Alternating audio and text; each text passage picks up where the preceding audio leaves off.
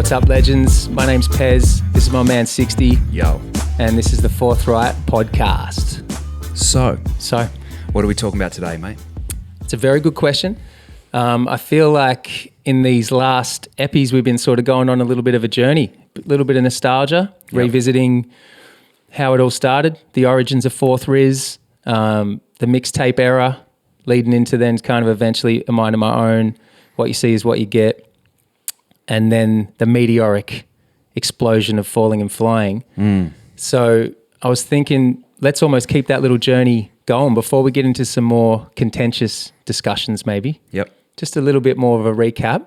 I guess, what was it like on the back end? Maybe was there a bit of a come down involved from the Falling and Flying explosion, and then I guess it sort of led into Utopia. So I thought maybe we kind of head down that journey a little bit and see where we end up. Yeah, it's a really interesting one, man, because a lot of that time period is quite blurry, but I can't remember the time, like how many years it was between Falling and Flying and Utopia. But I remember... Thomas might even be able to look that up for us, can you, babe? Yeah. You know what I mean? I'd imagine, was it a few years? That's handy. We've got our dude now. We've got Jamie. Thomas has got this shit. We've got our sorted. Jamie. Don't even worry, mate. We're going to get answers. Young for Thomas. You quick. I'm a little slow on the Google, so give me a sec. Nah, you'll find your feet, babe. It's all good. So, yeah, I think we kind of touched on this, but it was like being launched into that kind of stratosphere of like being successful and touring with everyone and getting all this media attention and all that. I think because I've always dealt with that, I guess, low self-esteem or like a lack of belief in myself, suddenly it's like all these people around you that suddenly they know what's best for you. They know what you need to be doing. And it's like you start buying into that. For sure. And that I think that's just a running theme for my life. It just having these moments, okay, embracing myself, life goes up, start trying to do and appease others, starts going down. And it's just this roller coaster of that. But it was funny, man, because we did Falling and Flying, and I felt like Styles and I were onto a real win with the way we worked together. It felt like this, undeniably so. Yeah, this dynamic duo that was just like really epic. And my management at the time, I remember that she was like, you know, you gotta not just work with him. You got to try and work with people who are capable of making this world-class sound. I think there was beef there, and I think this was a subtle way of trying to get a little wedge in and just undercut it almost. Yeah. So, so I started working with this guy called Lifted, who is, I think he produced for Kanye. He's done a lot of good music stuff. He did that. Well, that Must Come Down song would have been through that, wasn't it? That was like the dude who worked with Kanye and all that. Yeah, it was a sick beat. But I think that was linked up through them. I think a lot because they got involved. We were like, all right, we want you to do this next album. Gave them a bunch of money and got them to fly over. Right. Started working on this album and stuff, and I think at the same time, like because Falling and Flying, it was so poppy. I'd started getting in my head that, the rap scene just disowned me completely. So I was like, in my head, I need to prove myself to them. Again, yep. So it was like, again, it was exactly that. It was like, okay, yes, I'm making pop. And I remember the first song was called Still Rap. That's so right, like, yeah. It was, I'm making pop music, yes, but I can still rap. So I was like I think you can hear that if you listen to that album, you can hear me trying to still flex that. Just trying to win everyone back over in that regard or something. Yeah, trying to incorporate a lot of the trappy elements that were coming in as well. Like there was that Eddie Jones song and that. Yeah. And trying to kind of, I guess, tap into the American sound a bit. And you can hear that. And then it was funny, I think, when like we were working with Lifted to do this album, and then it was like, coming to the tail end of it, I remember kind of being like, this just doesn't feel like the right direction. You're right. And then being like, Styles, can you, hitting him up and being like, dude, I need you. Like, I actually need you to help me with this. And he came in on the tail end and really helped wrap it all up. Yeah. but I Because he can't. came through. You still made some bangers at the end anyway. Because I Yeah. guess was Six of Valley with him? Six of Valley was with Lifted. Okay, because that was. I feel like I remember that being like that's still like that was a banger of a song. Yeah. So that was with Lifted. Okay, cool. It was 3 years, by the way, guys. I was going to say 2014. I was going to throw it out there. 2011, Falling and September, and then June 2014. Interesting. I had a feeling. I was going to throw it out there. Should have committed. That's really interesting. And in that time, I don't know when this happened, but working with Daniel Johns Yeah. as well, because the first song we put out was Impossible with him, and I remember that just going down like a lead balloon, man. You know. Well, that was hard for me because your verses are sick on it, but I've never listened to dubstep and that or whatever those influences are. So I was like, this is when it's really hard for me to give my 2 cents or give like input because I'm like, oh man, I've never fully grasped that genre in the same way. So I'm like, if I'm like, I don't like that as much as I like this or whatever, it's kind of like, well, what do I know? Like there's obviously other things that can be done in that kind of genre that are massive or real cool. And I'm like, I don't fully get it. It was this weird moment where dubstep was kind of popping, and then we did that, and it was on the tail end of it. It was like it had moved just missed past it, so it was like okay, people were just like hating on it. Yeah. I mean, that's all right. Like we still liked it. I really, especially love Daniel's parts. Like his vocals, he's just incredible. Like how was that and how did you actually cross paths? Like how did you meet him and how did that all come to pass? Because that's a pretty interesting thing to know about. I can't actually remember how we actually got in contact, but there was someone set up a studio session with us, and I remember the first. Oh man, I rocked up on. I was off like 3 days being awake. Yeah, because I was going to say I'd sort of heard it might have even been through you, but I know he'd sort of really struggled with whether it's just alcoholism or any of those. Like, did you meet up at that point where you're both pretty much just? We just came together and just united with this like. He'd gone through he's gone through such a crazy story of getting famous from a really young age, struggling with that, and I think trying to escape that a lot of his life. So for sure, I went through my own little version of that for a short period of time, and we really connected. Like we could relate. There was like this deep connection there, and we. Like there was no ego and any of that. It was just us having fun, making music, and just being wild boys, man. Like it was. Right. So you'd also party together at the same time. It was so fun. It was like wow. We'd put on wigs and we'd just going crazy. It was. We'd put on wigs, full on, and then going to his house as well, which is like, bruh, you should see his joint. He like lives in a palace almost, you know. Yeah. Wow. On this like in Newey, it's like just over the bay, and man, it's just so beautiful, and going and chilling at his joint for like a week or whatever and just recording and partying and stuff like that. It was right. Yeah, that was really fun. But to watch him work is quite mind blowing, you know, like he's very involved in the production side as well. But then he does this thing where it's like he riffs, he like will press record with these chords on, and then we'll just start singing. And because he's got such an angelic voice, it always sounds dope. But it's always that it's kind of how you would write raps, I guess, you know.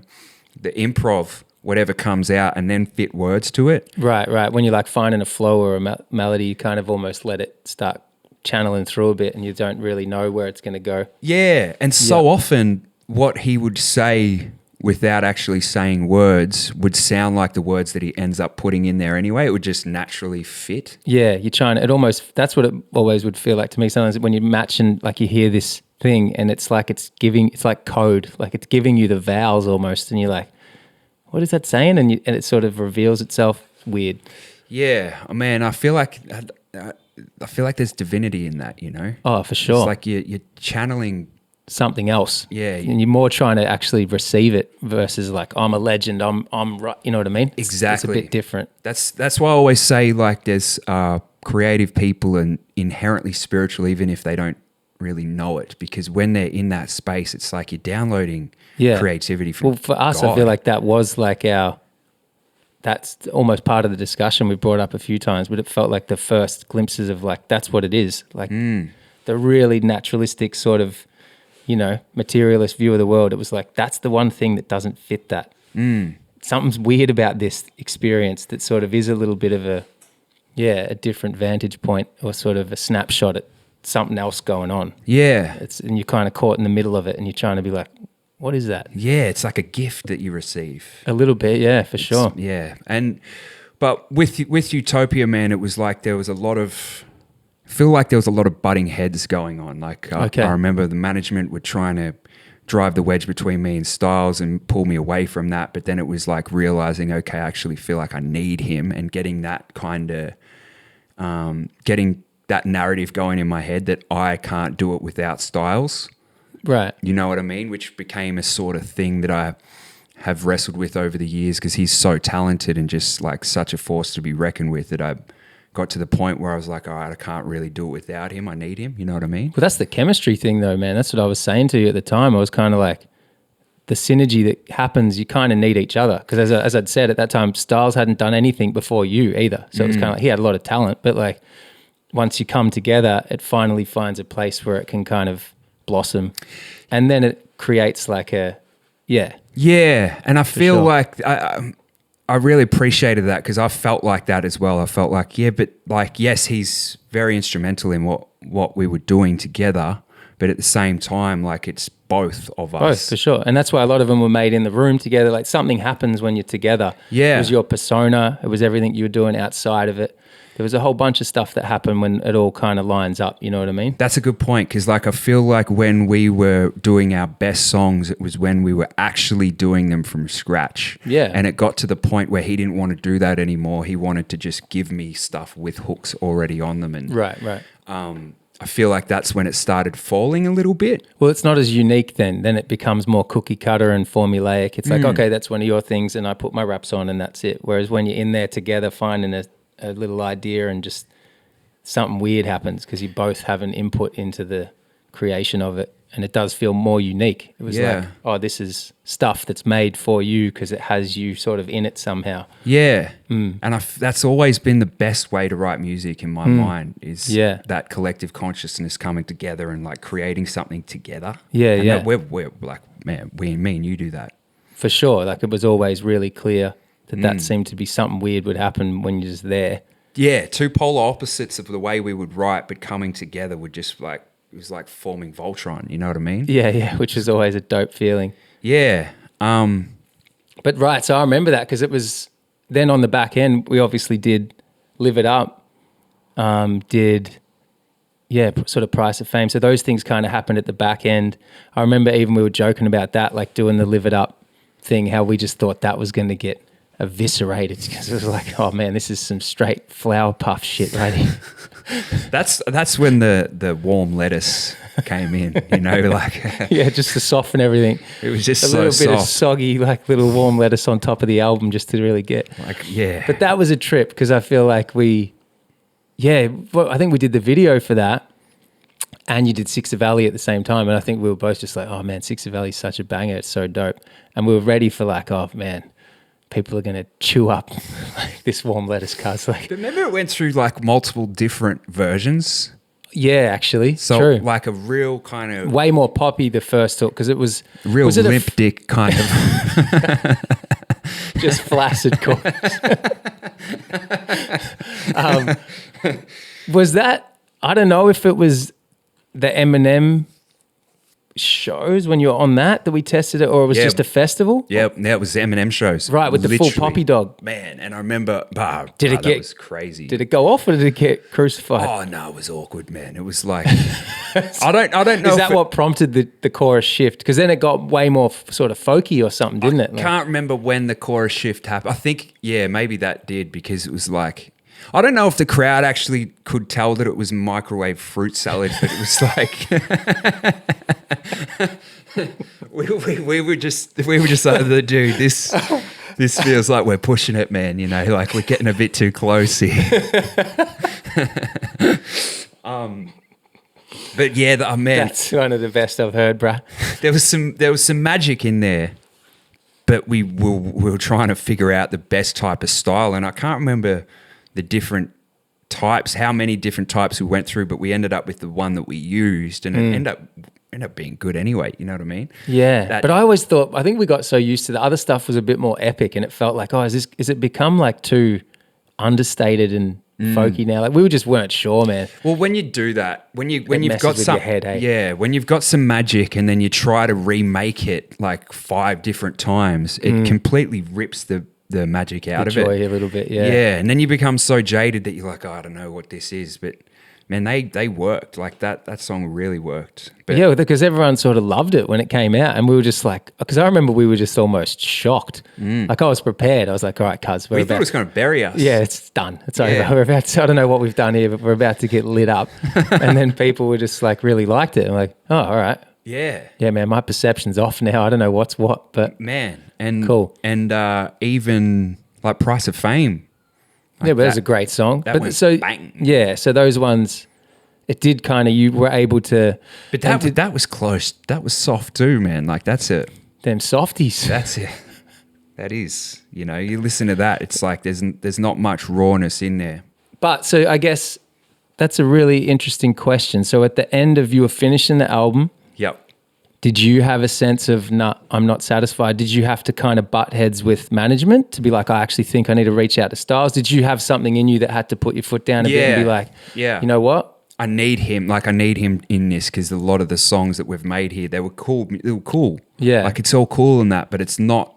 It's not what I wanted. You know. Yeah, true. So I think you learn those lessons as you go. Like you learn To trust your gut. That's part of that thing of like, did you know too when you kind of get in this sort of heavy-handed guidance and you kind of go along, but inside you're like, oh, I kind of thought. At the time, I was just like, oh yeah. I think it was just typical people pleasing, where it's like my gut knew all along. And looking back, I'd be like, man, how could I just? Why would I? Particularly because it's like there? If it ain't broke, don't fix it type vibe. Where it's like Exactly. you just smashed everything. Like continue that. First thing you should do is be like, all right, bro, we're killing it. Let's see where we end up. And if you then felt like, oh, maybe we've run out of the juice, you kind of go, all right, we'll try some other things. But that's great though that you were still able to pretty much just tap back in as soon as you went and made. How many songs would have been done with him then that actually made the final cut sort of thing? That I'd have to go through it to try have and a remember. look. But I feel like just the bangers were all The Styles. singles basically, like that Singles. kind of, that it brought that magic out again. It was still kind of alive and well. Yeah. But I can't, like it's so blurry, like I can't remember the timeline of what my drug use was like at that time. Yeah, okay. But I can remember when we put out the album and then started the touring, that was the tour. That was that tour where I had the overdose and that. Yeah, wow. So was the Retopia, was that with Hobson? Was that when we got Hobson in there? Yeah, see, I was just as foggy as you, cuz. So this is hard. We need to do some due diligence before we touch on this subject to try and get our timelines in order. But yeah, we put out been. the album and we were like organising this tour and stuff, and my using was just out of control because like I was doing the scriptos.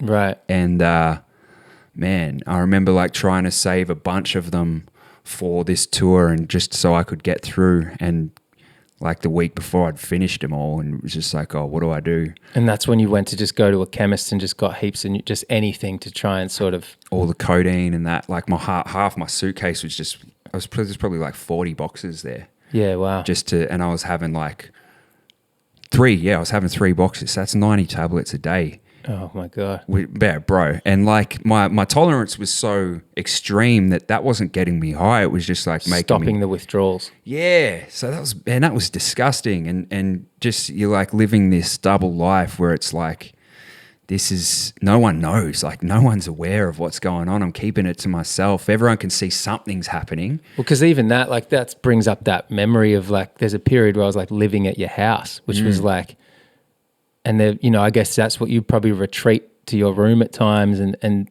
there's definitely a sense in me where something's up. Yeah. But you don't have the balls to say anything. And also because I was such a mess myself, you feel like, well, who am I to even, I don't know, man, it's twisted. And what was happening in that time was when I was retreating was because I was feeling withdrawals and I just didn't want to be around anyone in those moments. Right. So when I was with you guys, that's when I was feeling good. Or feeling like okay. I'd go get like some either Scripto dogs and have them in the morning, I'd be beaming. I'd You be feel fine. okay and you'd for a probably while. think, oh, he's actually fine. Seems fine. And also, because I guess we're going to say, like, I think we wrote Weekend in that little period in and around there, which might even be a time where I'm like, oh, should I talk to Six? Because I'm a mess myself, struggling to write. Like, it's just dark. You know how dark it was.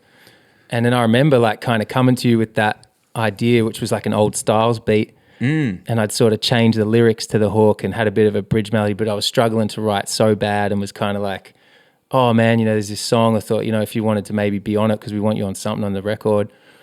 And then it was like, maybe we can go to Stars with it. And it's like, oh, okay, cool. And we sort of went into your little basement studio thing and you just wrote your verse in like 15 minutes. Like, it was nuts. Like, just straight away. You kind of had this melody, just bang, just channeled it out. Like, it was just like poetry in motion sort of thing, where I was like, okay, no, he's clearly still beaming. Like, who am I to be like, are you all right, bro? Everything seems off, because it was just like, man, he's like on his A game. I'm like on my head case at the moment and feeling like I can't write and all this dialogue or whatever. I remember that quite vividly. Yeah, I I can't even remember that, man. Like, Yeah. I can't remember writing that, but I know that in that moment, if you had have said I was all right, I would have been, hey, man, I'm fine. I'm just, Totally, yeah. And I would just take it at face value. Yeah, no, Yeah. clearly he's fine, man. Yeah, Yeah. bro. And then I'd go tell, Jay or the dude's like, oh, yeah, man, he just wrote his verse in 15 minutes, man. He's like killing it. He's fine. You know what I mean? You just believe it. Versus Yeah. like a real intervention is to be like, man, the person's going to be in full-blown denial and you're going to have to press them until they eventually kind of admit it, which I was obviously not in the healthy enough headspace to do that, because there's definitely a weird thing there, feeling like, who am I to say anything when I'm a mess myself, Yeah, and I think I was in such denial about it that I didn't even know what was, like, it was so bad. I feel like I was just trying to push through the whole time, that I didn't think I was an addict. It's so weird. Like, Right. Until like later when you're going through the rehabs and that, and you're like, oh wow, this is full on, Right. And so we did that first tour and it was going really well. Like, I thought it was going to be bad. Okay. Like, my typical head came in just being like, nah, this is going to flop. And then the first few shows were like epic, like really, really good. And it was like, oh, this is awesome, man. And then at the Byron Bay show, just being like, oh, I want to feel something. So I had 4 packets instead of 3 and was just collapsed on the floor, like convulsing. And that's when I woke up in hospital. Oh, right, man. On suicide watch, And They thought you tried to commit suicide. Wow. Yeah, because they had my baggage, and they were like, "Man, we know we know you're trying to kill yourself. Only a psychopath is having this much." And I'm like, dude, that's every day for me. Like, I would never try to kill myself, and I genuinely never would do that. Yeah, yeah. Like, absolutely not. Like, there's been moments where stuff gets dark, and you're like, oh man, I would love to get out, but I was too much of a coward to ever do anything like that. And so that in itself is just was heavy. Like, that was a blessing though. That moment was a huge blessing, because it was like they gave me the phone and they're like, it's your parents, and they knew I was a party boy, but they didn't know this. Yeah, yeah. So I'm like, oh yeah, It's out of control at this point. I'm an addict. I need help. Yeah, yeah. And they're, the mum and dad just supportive, so loving, and just, And they would have just been in shock, eh? Like, man, full on. put them through that is just brutal. But come back, go into rehab, go into like this detox. It wasn't like a rehab for like a month. It was called Delmont, and it was it didn't really fix me or anything. It was like putting me on something else, which was a drug replacement, and then trying to go out. And I remember the management being like, yeah, you got to do this tour straight away. That was Because it's all about the money. We still got, yeah, right. Which is not what you need at that point. You actually pretty much need to just shut down and like try and recover or whatever, rebuild your life. And then I guess did that Eminem tour happen in and around that? Like, when did that land then? See, that's the thing, because this is so blurry, right? I remember the Eminem tour was actually at a point where I was healthy, because like I'd been going to the gym, and that was the first time I'd actually gone to the gym. Yeah, right. So there was a period where I got off the drugs for a bit and actually got clean. I remember I went to Ray's house for like, can you remember that? When I was with Inca? Oh, yeah. Went up, stayed at her place, and just went through this nightmare hell of getting off the drugs. And that was I think before all the other tours and that.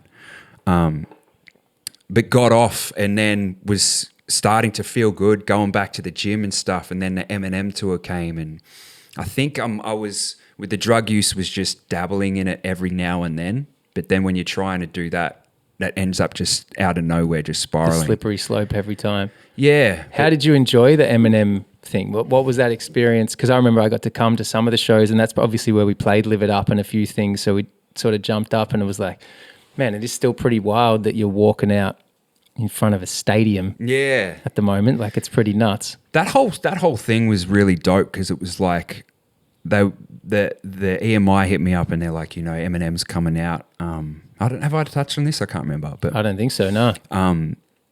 They were like, he likes to choose his support acts, so we're thinking of sending him this song, and they're like, Boys Like You and Run Alone and stuff like that. And I was like, nah, send him raps then. Like, yeah, I was like, we'll send him some like big hits, but also send him the battle raps and like I just sent him a whole list of stuff and thinking that'll get him, Yeah, and so then he obviously actually like he chose you to be like, cool. Yeah. That's pretty dope. Which is cool. And I don't know how reliable that is, whether he actually did, but that's what they told me. So I was like, oh, yeah, he's heard my music. That's mad. But that tour was fun as, man. I remember that being good. I was in a good place. I was going to the gym. I was healthy. Seeing Kendrick perform. Can you remember that? I can, because I've never fully got the Kendrick thing to the extent, when something becomes like ubiquitous, basically. It's like everyone's just like, oh, he's the guy, everything's perfect, like they can do no wrong. And I've always been like, oh, it's cool. Like there's certain, his cadence or certain things. I'm like, oh, it's really very creative.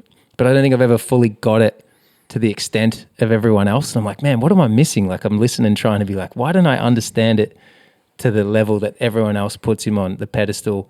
But seeing him live, it made sense because I was like, man, he's like wholeheartedly in this, like the level of belief, like the whole crowd is in the palm of his hand type thing. It was quite, magnetic, and you're just like, wow. I've never seen anyone control a crowd like a stadium like that. A stadium too. So that made it make more sense for me. I was kind of like, okay, whatever this is pretty incredible, like what we're witnessing right now. Yeah. And did you come to each show? Pretty much, I think, because it was, it might have even been all of them because it's fun because I'd jump up, play some songs, and we were just kind of hanging out again, which was just kind of real. We had time to actually chill and process it, and you're just kind of looking at it all like, man, this is still pretty dope, yo. You're walking out in front of like 60,000 people or whatever. Like it's nuts. And like Matt Kant was on that tour as well. Is such a... And he went like partied with him afterwards. Like he'd go party with like J. Cole or whatever. And like all these boys. He was loose as. J. Cole and Kendrick, they like all went out together. That's dope. Which is, that's just so cool, man. And I remember all those dudes were just super humble and just chill. Right. But we were under strict instructions not to approach Eminem. That's right, yeah. It was in the contract. Because that's what everyone would always ask. Like, oh, have you met him? Like, what's he like? And it's like, oh, it's not quite like that with him, cuz. Yeah, literally he would rock up with a police escort to every single show. Like, that's how famous he is. That's insane. Like, that's president kind of stuff. Yeah, true. Like That's it's wild. Actually a bit psychotic. Yeah. So he's coming from the Hilton and he's getting a police escort, driving literally up to side of stage, getting out of his car, onto the stage, doing the whole set, getting out into the car and just going. So it's you don't actually have a moment to see him. But he was there at the last show. That was, I think it was Melbourne. I don't know. But the last show, I remember just seeing him and it was just like, that is so strange to see him.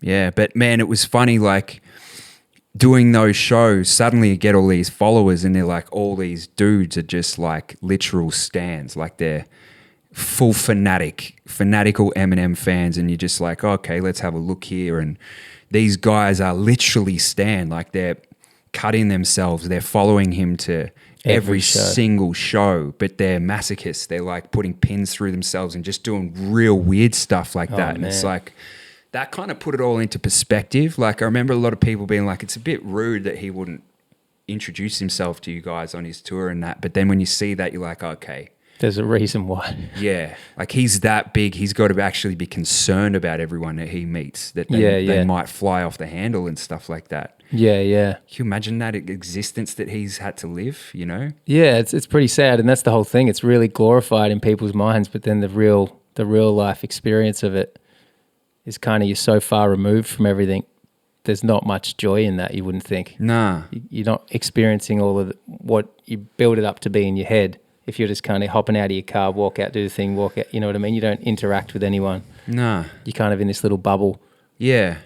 And did you see Action Bronson? Little bits at the start. Like, would he go out and walk out in the crowd and all that sort of stuff? Like, he was pretty loose and just sort of sounds like Ghostface or whatever. Yeah.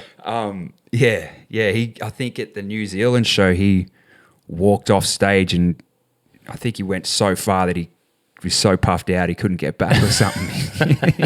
You know what I mean? That's so dope. Like, it was like the beat was just playing on loop and he was just giving gone. him time to be like, come on, God, you can do it, bro. Pick it up, bro. You can do it. Oh man, that was funny. That's amazing. It's cool to be a part of that. Yeah, for sure. And then I guess, so after that, was there any more craziness? Or I guess after Utopia, did that kind of flow smoothly into then doing Vintage Modern and all that sort of stuff over those next years? Or was there kind of did we lose any time in and around there? Definitely lost some time there, but it's so hard to recall it all. Yeah. But with Vintage Modern, I remember going through the whole people-pleasing thing with Utopia and being like, okay, I need to stand up to that this time and like put my foot down that I've got to work with styles. Yep. But at the same time, it was like it took on a whole other form. It was like, now the people pleaser became in relation to him and everyone else around. Yeah. Now he knows best for you, and you kind of like just, right. It just morphed into that. And we had that Carl dude involved who was beautiful. Like, he's such a sweetheart. And we would write all these melodies and stuff like that. It was cool leaning into that and singing on some of the choruses and things like that. But it was like the final product. I remember it being like, oh, it's cool, but it's just not quite there. And the track list was like, we were butting heads about it and stuff like that. And they were like, I remember they were very staunchly opposed to me putting Tiny Angel on there. Yeah, I feel like we spoke about that in one of the eps for sure, because that was like, I love that because I was like, man, that's one of the best songs I've ever heard. So I'm like glad that you're like, no, this will be going on there. So even like that Letters song I really love. Was that with Carl? Yeah, that was with Carl. Yeah, cool. Yeah. But I remember you saying that about Tiny Angel, and I think that's what made me go, no. I'm going to stand my ground. Yes. Right. Like, I don't think if you hadn't have said that, I don't know if I would have had that belief in myself. You know what I mean? Like, I've always really struggled with that. Yeah, right. So the fact that you were like, dude, this is probably the best song I've ever heard. I remember that reaction so clearly and just being like, whoa, you know. I just wasn't ready for it. I think it just caught me off guard because you didn't like go, maybe you just didn't give me any prep here. You didn't go, hey, bro, like I've written something that I think is pretty dope. I want you to hear it. You're just like, oh, I've done a few little songs, just like flippantly, like, just chuck this one. Maybe that was the sneak attack. You knew what you were doing. You're just like, what about this one?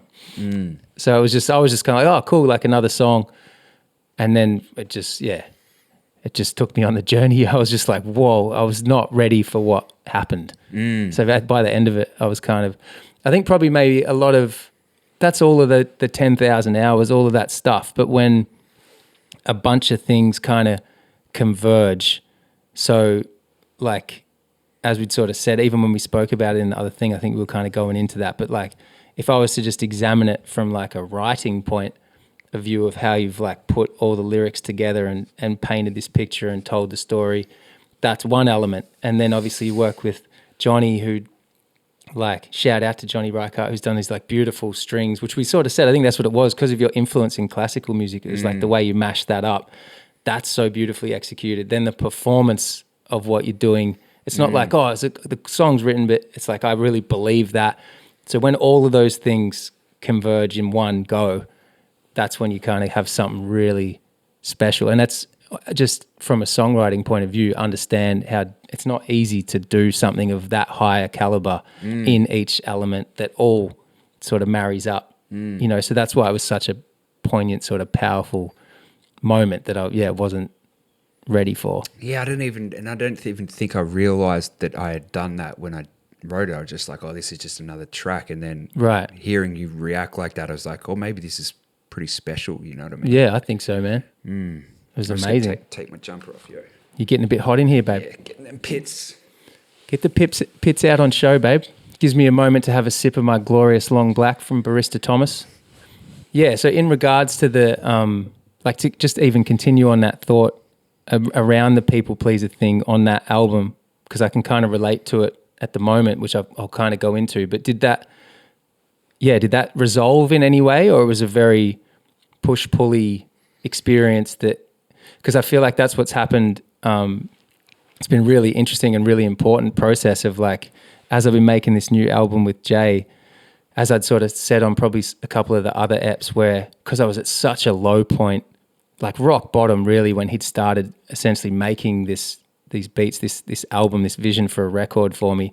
And then literally was the one, like I don't think there's any way I would have really made music again if he hadn't done that. And then he would sort of single-handedly was like sort of propelling me and pushing me and prodding me and trying to get me to write, throwing everything at it. And he had to, at the front end, probably come forth with like certain, you know, concepts or visions or things to try and help get me going. So it was like he was really having to almost steer the ship. And then as the confidence like gradually starts to come back, which is what he would sort of, he's saying he wants, like as an artist, that's kind of what the job of the producer is. It's like, how do I get out of you what makes you you? As that then started to sort of blossom again and the confidence came back and I'm starting to feel like, oh man, I think I actually want to take this way, or I'm feeling this. Then we would sort of butt heads because he's like, no, I want it to be this. And I'm like, man, I get it. You're trying to be like objective and listen as much as you can as the artist. So I'm always trying to be open because I value his opinion and be like, okay, cool. But if there's this point where your gut is kind of telling you, nah, like this, that's where you need that trust. So it's like funny how we had to work through that process of him like almost relinquishing control at times and being like, oh, actually, I think I am starting to trust you enough to do that. And do you feel like the Vintage Modern thing is born out of that Utopia experience where then Styles is wanting to sort of come in and say, I know best for you because this is what happened when I wasn't there. And then it becomes too egoic, which is obviously poison once all the ego shit comes in. Like it needs to be fluid and kind of malleable, and there needs to be trust there or whatever. Yeah, I think that's probably the difference in both of our ways of dealing with it was maybe like I was probably too puss to say anything. Like I was just like always, I can't say anything, but didn't know how to and all that. But with like Jay, have you actually said that to him? Yeah, man. Because of the friendship, so that's where it's different. Like I feel like all of the, as we've probably touched on as well, that I've always worked best.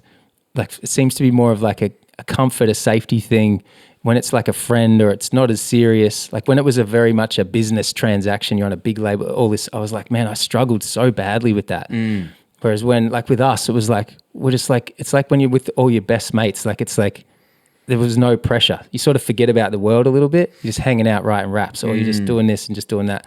So that level of comfort, and then we have a history. So it's kind of like, we can sort of get into it. Like there's a point where you can actually butt heads and then go away and think about it and be like, oh, you know, and sometimes maybe you're not as tactful as you should be, but it's kind of like that friendship, family vibe where that sometimes happens and you kind of like, that's okay.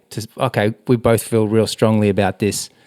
What are we going to do sort of thing? Or like, and I probably on some level love that he cares that much, but there's just, you want to have that trust because I'm like, bro, at some point, like what you want me to become as an artist again, this is actually good for you because I need, if I get to that level of confidence and trust, that's when I can actually do something artistic. If I'm doubting everything and you don't have that, you sort of end up in that weird gray, you end up in the people pleaser thing where I don't know what I think, and you show this person and they love it and you show this person and they don't like it. So you're like, oh, is it any good? I don't know. Whereas when you get into that more comfortable foundation, you're like, you know in yourself like what is coming out and you're true to that. I'm kind of like okay with if I show someone and they don't like it or if I show someone and they do like it, it's a real beautiful, very freeing spot to be in. Yeah, and you kind of, it's a trust. I don't know, maybe you have to go through the trials and tribulations to get to that level with someone, or there just needs to be a clear understanding of maybe defining roles or whatever it is. But yeah, I think that's really beautiful that you can have those conversations and like not just try and avoid it. And well, I always would avoid it. That's been a very new right experience. So that's been very different, man. That's interesting. I think that, like, do you think the people pleasing and the doubt was when you were probably going through that, where you would have avoided saying stuff, Avoid because everything. You didn't believe in yourself. Didn't believe, that's right. So when you were in this period and Jay was kind of steering it, Yeah. when was that? I guess maybe even after putting the Don't Look Down thing, as I touched on in one of the other things, like kind of, because Jay, we just reconnected and he was just sort of getting into the production thing and was sort of helping me finish that off. And that was a big learning experience. So he'd gone away and been working and honing his craft and like starting to do all these things. And I probably liked the idea of it, but didn't really commit to that per se. So I think after the COVID thing, I'd started to have a little bit more time because my focus had really been dad life and doing all these other things, which had been so fruitful, and I'd learnt a lot and it shifted my focus onto what really matters.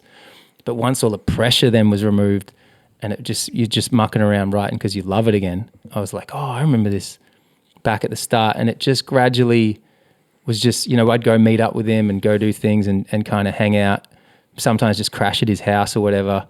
And yeah, at times it would have been pretty tedious and painstaking for him because he might start be writing and can see the vision of a song, but I'm just like, it's like painstaking trying to get anything out of yourself.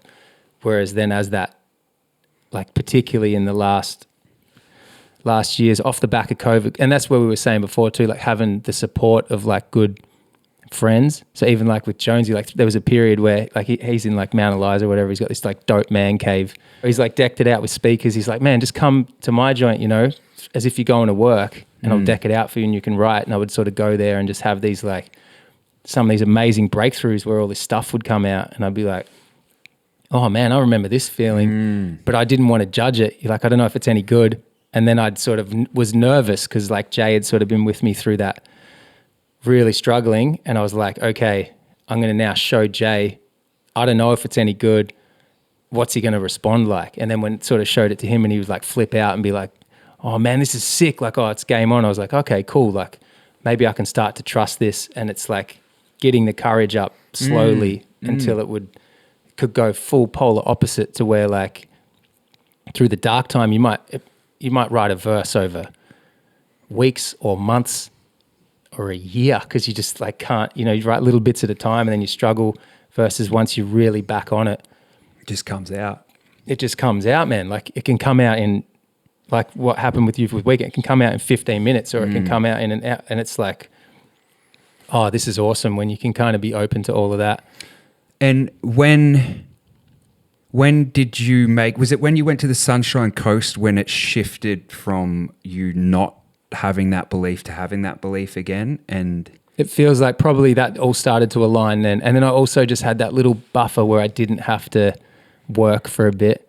We'd sold up and went up there. So I just had this time where I could just start to sit in spending time writing. And is that do you feel like that's when you were able to say what you had to say in those moments where you would have done the people pleasing? Yeah, it started to. We had to, because of like mine and Jay's relationship, we had to actually pretty much come to like pretty much butt heads to where you're almost going to have a fight or something. You're not actually going to, but really, like, it would come up because you both start. I was like, I have to sort of stand my ground, but he doesn't want to because he's headstrong dude. It's been a real therapeutic journey for both of us, and why I can see we were kind of brought together in that way. Because he's such a thinker, he think everything through, but when he makes music, there's no thought. Yeah. It's all feeling. Yeah. So I was like, oh, bro, this is like how you communicate your emotion because your head's out of the way. So it's very emotion driven in that regard, where everything else would be all thought. And that's where it's like then my job to put lyrics or words to the emotion, but then he's really attached to the emotion. So he's like, no, the song's saying this. And I'm like, oh, I get that. It's saying that to you, but now part of me is like, what is it saying to me? It might not say exactly the same thing. I can't be just a mouthpiece or it gets real contrived because I'm like then going, what do you want me to say? And then I'm thinking again. Wow. So I have to be kind of like, hang on, I'm trying to get on your wave, but like... I think it's really kinda important, like when the producer is like the director of a film, but they don't write the plot. You know what I Right. mean? It's like when working with Ty, he's like very involved and stuff like that. And he's had the same thing, like probably an idea where these songs are going. I take him in a complete different direction. And I think it's really important for the producer to have their input and be heard, but to also know that it's your music. Yeah, so yeah. at the end of the day, what you decide is just... It's sort of part of the journey, yeah. Yeah. But then the trust too, that would be that incredible like actor, director or writer dynamic where you still trust each other. I'm still trying to listen. I'm not trying to be some like tyrant where I'm like, no, everyone shut up. I'm actually like, man, I really value what you're saying and all those things. And there's times when if that hits home, I'm like, you know what? I'm going to really take that on board, you know, blah, blah, blah. But there's these times when it feels like you're really being led somewhere and you have to trust that. Like if you otherwise all that kind of destabilizing thing creeps in and you're doubting yourself all the time. You don't know what to think. Yeah, it's incredible, man. It's actually a real dope journey.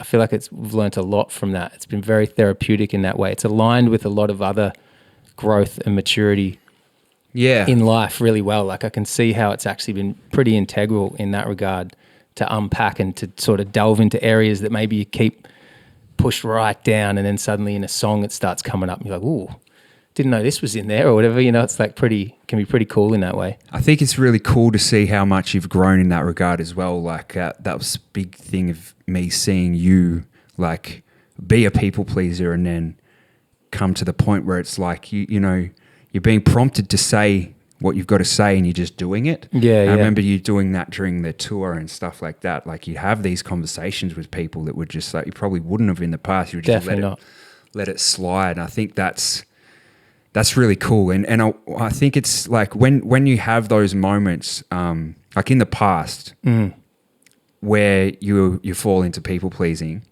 do you feel like you're doing it out of fear of what would happen if you said something? Yeah. Fear of being like, you know, you want to be liked. That's the ultimate people pleaser thing. Whereas when you're not looking for approval and being liked from the world, then something dramatically shifts because you feel a bit more emboldened to actually just, and more than anything was just like, it's okay. That's one thing you learn in a marriage, like real quick. Like there's times when you have like kind of when you butt heads or these sorts of things, but when you like do that, like when you work through something from like a place of love and you actually lay your pride down and all this sort of stuff, when you come out the other side of it, you've just like deepened your bond. Because like that's one of the things, like it's easy to have surface layer friends where everyone's on their best behavior. It's like the front end of a relationship where someone's on their best behavior, they give you the best version of themselves, and after you're together for a while, you finally see the other side and you're kind of like, oh, I don't know if I'm about that. Whereas when you're with someone and you're able to show the true nature of everything and you're still there, like you still love the person or you still got their back, that actually deepens your bond. So you kind of like, there's something real and authentic that happens there when you can have honest, truthful discussion with each other. It's really cool because you're kind of like, oh man, we're like kind of letting the guard down a little bit and we're both still here and we're kind of working it out in good faith rather than, yeah, exactly. And that builds the intimacy in those moments too. Yeah, exactly. That's really cool. So you've seen that shift into your marriage as well. Definitely in all aspects of your life. And that's why in the tour or in those other things, I was like, because I don't have a manager, you don't have all those things anymore. You could easily in the past maybe be like, oh man, manager, can you deal with all this awkward stuff? That's your job, not mine. This is too awkward. Whereas I don't have any buffer.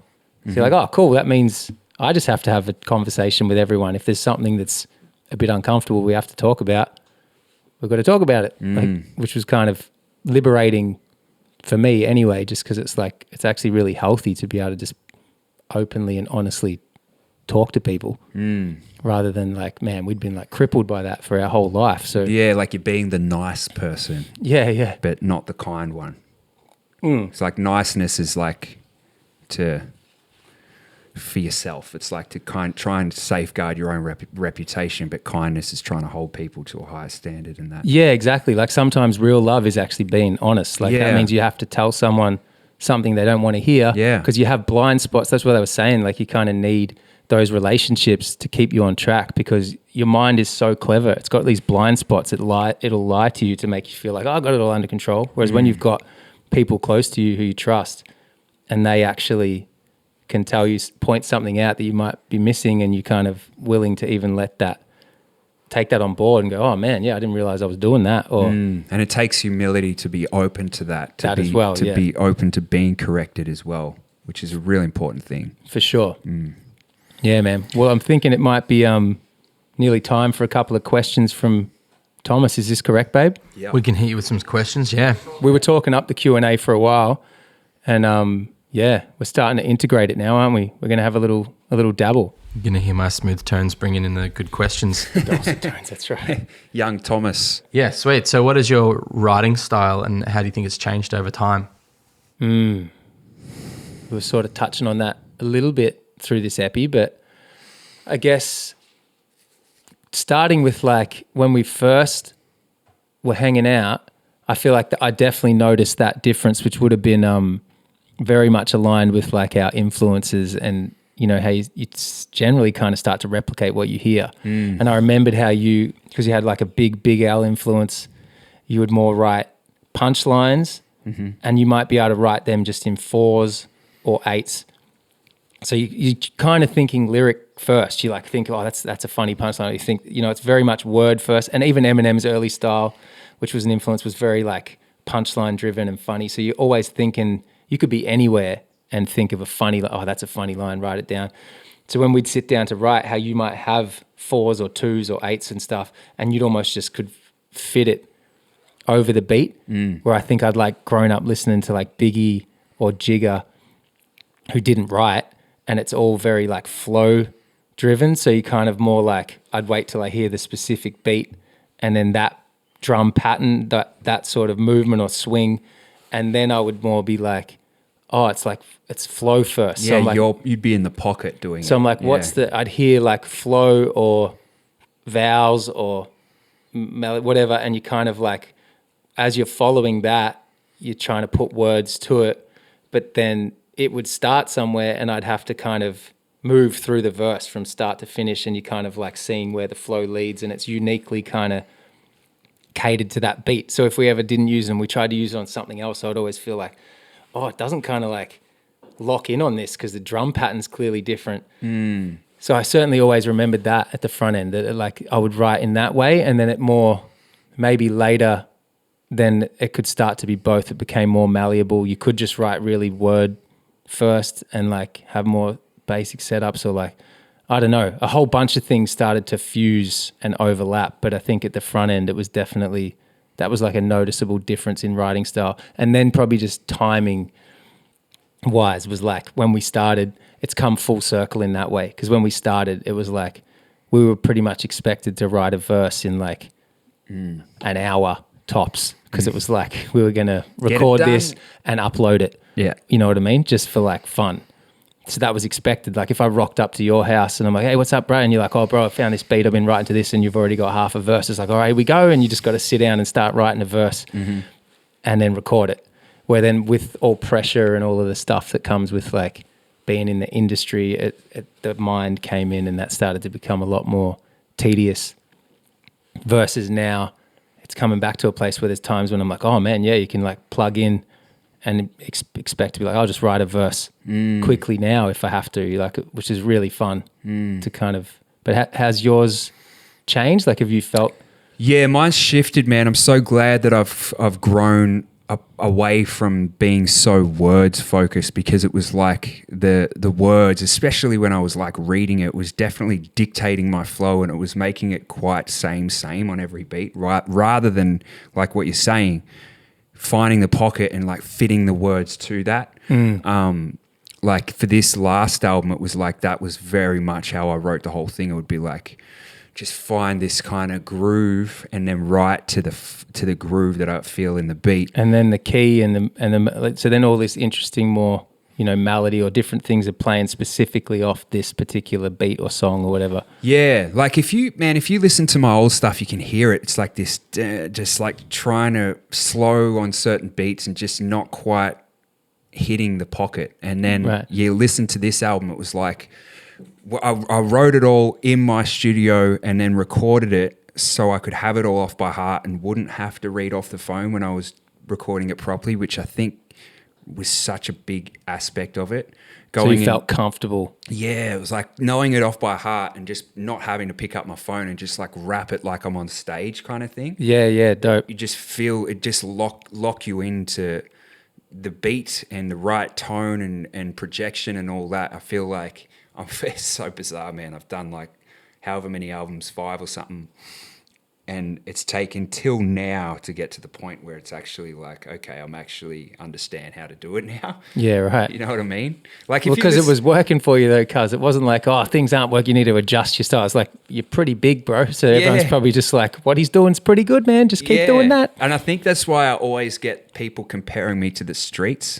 Oh, right. Have you noticed that? A lot of people go, man, you sound like the Streets. And I used to take offense to that. How I don't know how you sound like the Streets. So what do they mean? I guess because he does like a spoken word kind of thing. Offbeat. Yeah. It does feel like a diss. What do they mean? So like if you listen to Price of Fame, on the first verse, I'm trying to catch the flow because I'd written the stuff and tried to fit it to the beat. But in the second verse, I come in with like, imagine it, da-da-da-da-da-da-da. I'm actually clearly written it to the beat. Yeah, it's like doing that to the beat. So it was like, it shows the two differences in there. And yeah, getting past that has been just the magic.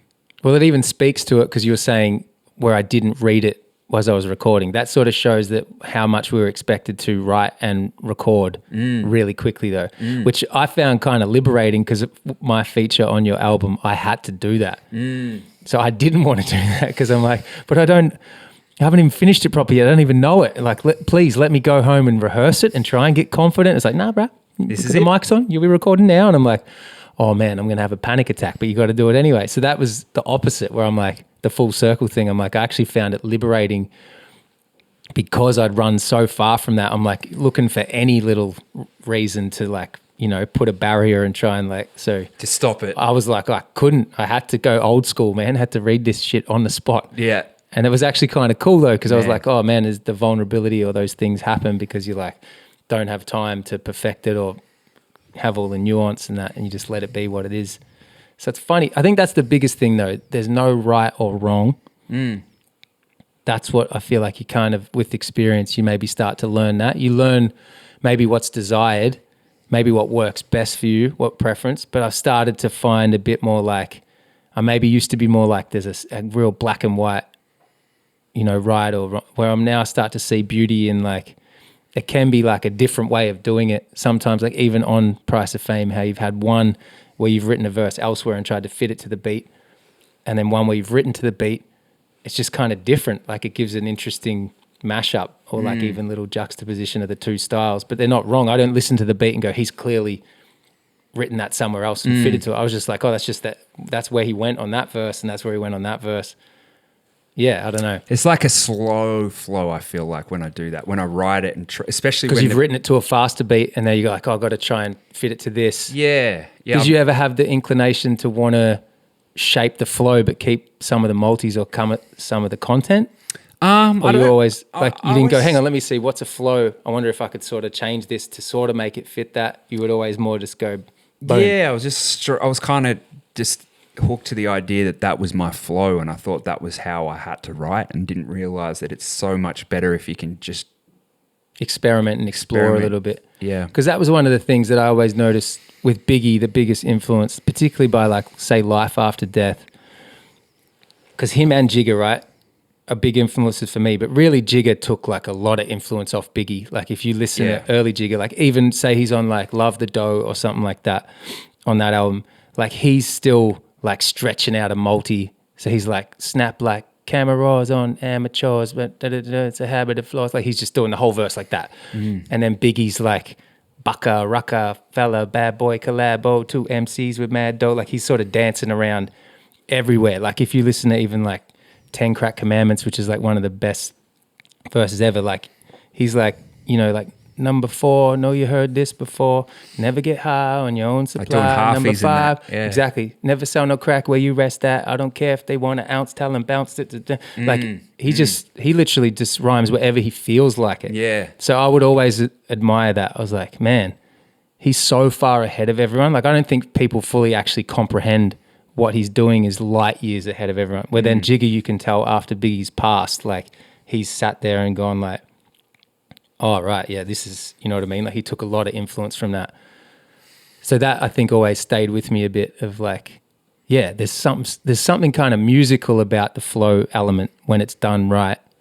You kind of, you know what I mean? It becomes like an instrument. You can do that melodically or you can do it rhythmically, playing off the drums, and it just makes it kind of interesting, which was part of the thing that Jay pointed out to me when we did all this new stuff. He was like, bro, when they had you working with all these rock dudes or all this stuff, they're all like real straight rock beats, and I'm clearly so uncomfortable because he's like, you like swing.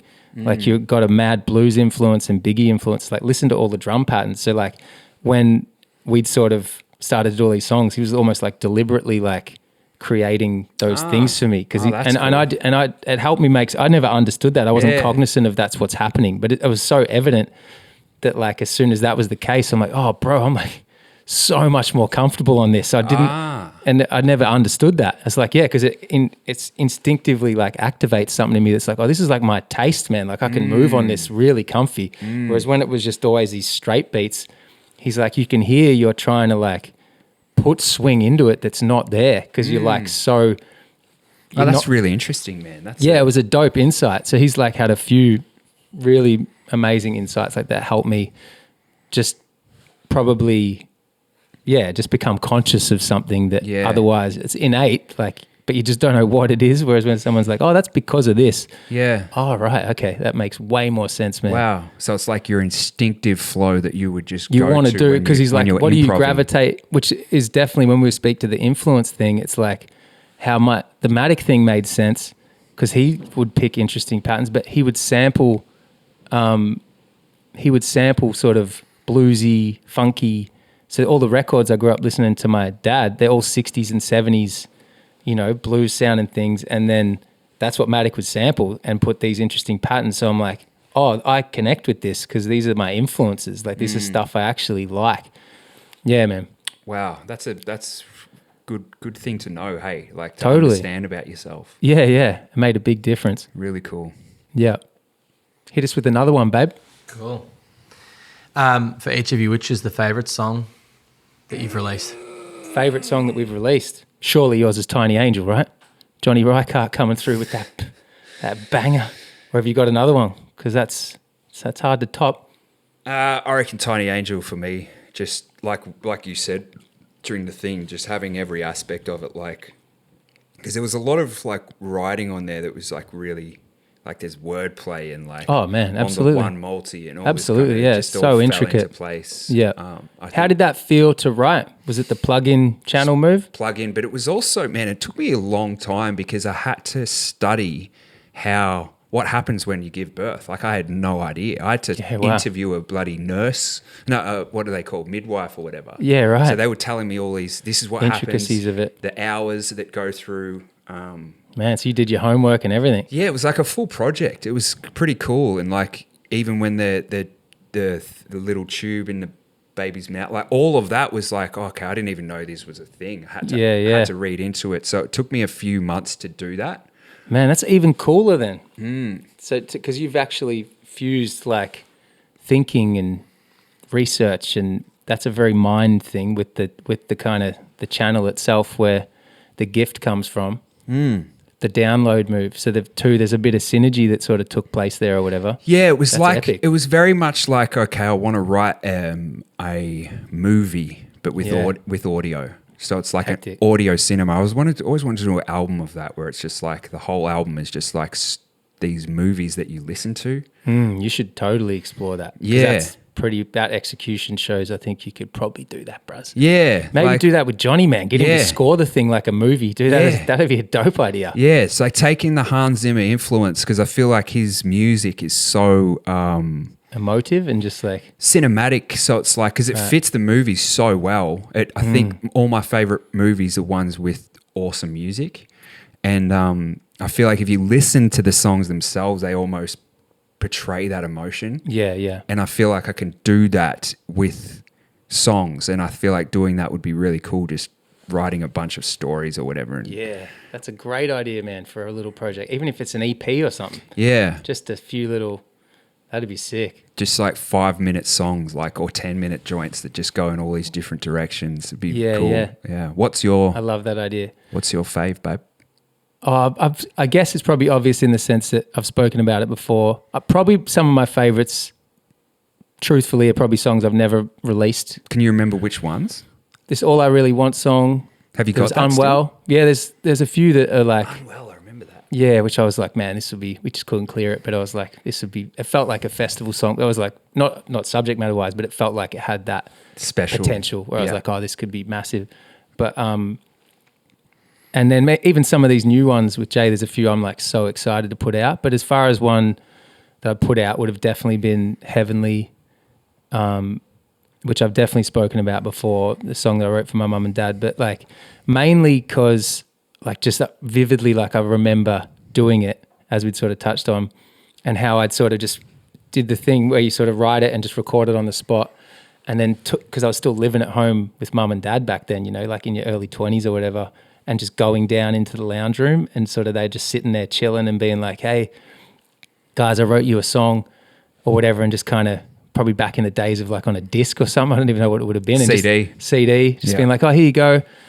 And then just going back up to the room and then kind of coming down like 10 minutes later to see what they think. And they were just like bawling their eyes out, man. It was just like insane. So I was like, oh, guess you like it. That's pretty dope. Like I didn't expect that reaction. And did you know it was that good when you wrote it? No, it was just totally like pretty innocent. Like it just sort of came out, and then I was like, there's a section about my mum that felt pretty special in the middle there, like which sort of, yeah. So it was really very therapeutic for me to do because it's that idea of the things you want to tell them, all the things you don't tell them enough, but that you think. And then, so that was just a real powerful, but I thought that was it.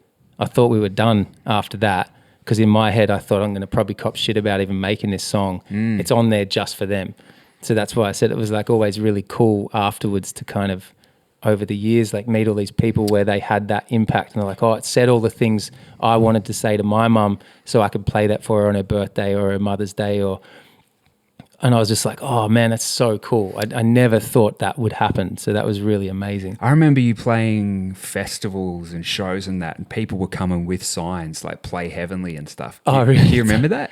No, it's a bit of a blurry period. I do remember one time it was on one of those tours. It might have even been the one with like Maya Jupiter and all that. We're at Hi-Fi Bar and I played with the band. And I remember I said, I'll do Heavenly tonight. And then something just fully came over us because it was like, it was packed. Like there's 1,000 people, but mum and dad were like up in the top deck. And then like when we played the song, like something just sort of came over me because I was usually so terrified. And then I just looked up at like mum's. So I started sort of rapping it to her, and it just got hella emotional, man. Like people were sort of crying. It was pretty full on. Whoa. It was a real moment where I was like, man, I don't know what just, and I remember because it was with the band playing. So then Rames was on the guitar and him sort of just slowly walking over to me afterwards and was like, that was fucking incredible, man. And then just like going back to his spot. And I was like, I was like, yeah, bro, I don't know what just happened. And that was pretty epic. It was real emotional. And then after that, like a lot of people coming up and sort of saying, man, that was like a real moment. I've been to a lot of shows. I've never seen anything like that. And I was always kind of like, man, I don't know what just happened. Then that was like pretty full on. But yeah, that was a surprise thing. And that song inspired me, man. Like that song made me go, oh, we can rap about our mum and our dad. We can actually do that. Like that's why I wrote Child, man. Yeah, it's a beautiful song. Never would have thought, oh, we can make rap songs about our parents. You know what I mean? Like that was. But that's because I probably had that way at the time. Absolutely, and I reckon that's the Puck influence that I had because you didn't listen to Puck, but I did, and he was the one dude, and he has so much like pain and power in his voice, but he would write about that stuff. So I always like loved that. But it was not a thing here. So that, you know what I mean? That's those little bits of the influence coming through, but you're like, oh, no one's doing that in like... That's so cool. Oz hip hop. Like it's sort of like, man, this is going to be eviscerated. This is going to be so corny to everyone, blah, blah, blah. But it turned out to be like yeah, really, really cool. But yeah, Man, They're all the questions I got for now, gentlemen. I think feel like that's all we need. these questions are a great idea, man. I feel like we've got to do this more. yeah, it's a thing now. Thomas is going to become more and more integral to us putting on a potty. We're going to lean into, I think, actually, we've got to ask you for some clarification, probably get him even researching things on the fly. We're new to this. Yep. We're not used to having this function in play, babe, but it's going to become more and more prevalent, I reckon. I was just Googling the streets after you mentioned them before. I haven't There we heard go. their name for a while, so That's right. Got him on the Google as we're no doing facts to drop. But you know about them now. You've at least got their bio on remember hand. them, That's great. Cool. But yeah, thanks for.